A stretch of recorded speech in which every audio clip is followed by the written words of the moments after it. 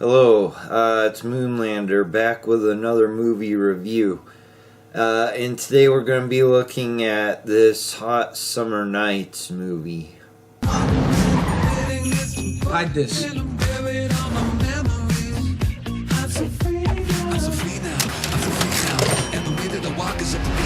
You get high?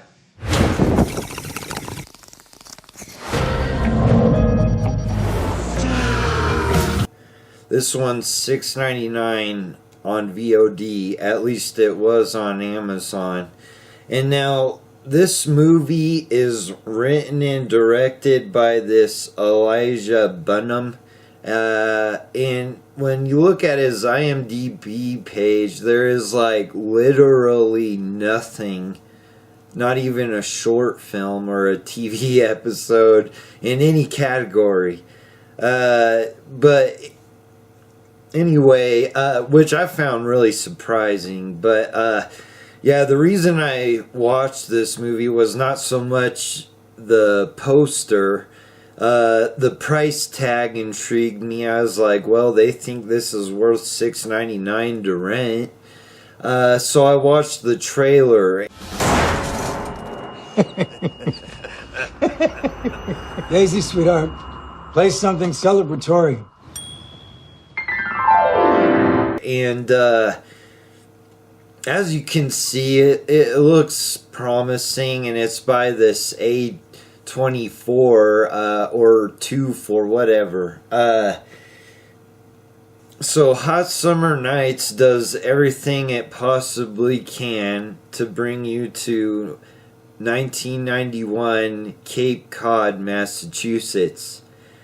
Now, they got, I'm assuming all of the music that was playing in this movie was from 1991 or close.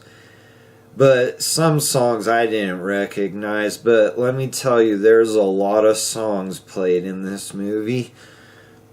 So it's about this young man who has a great father that's a Vietnam veteran, and it goes into some detail telling you how great this guy was, and he dies. I don't even remember how he died. He just dies.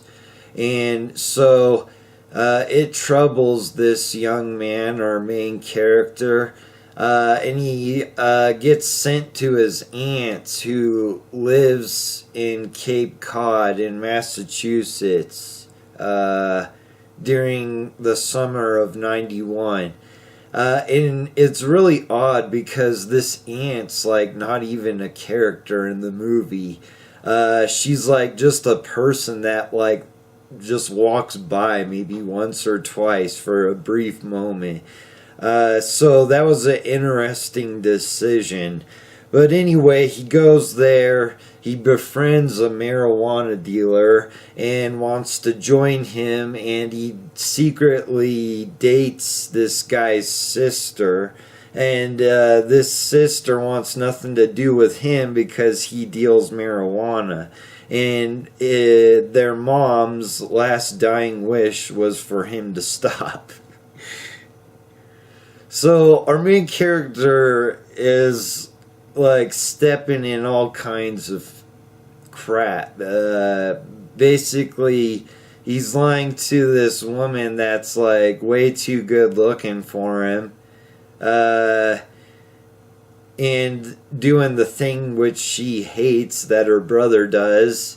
And this guy that's the marijuana dealer, for some reason, doesn't want the main character to pursue his sister. I think he pretty much threatens it with violence.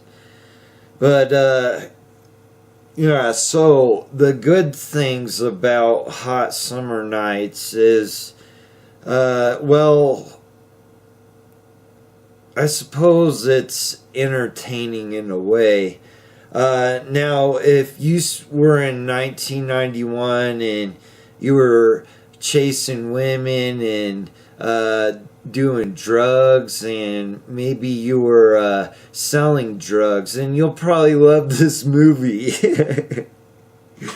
But for me, they did show Terminator 2 at the drive-in, and I did love Terminator 2. So I guess that was cool, but in a way it bothered me because it felt like they were trivializing like one of the best movies ever made. The survivors of the nuclear fire called the war Judgment Day.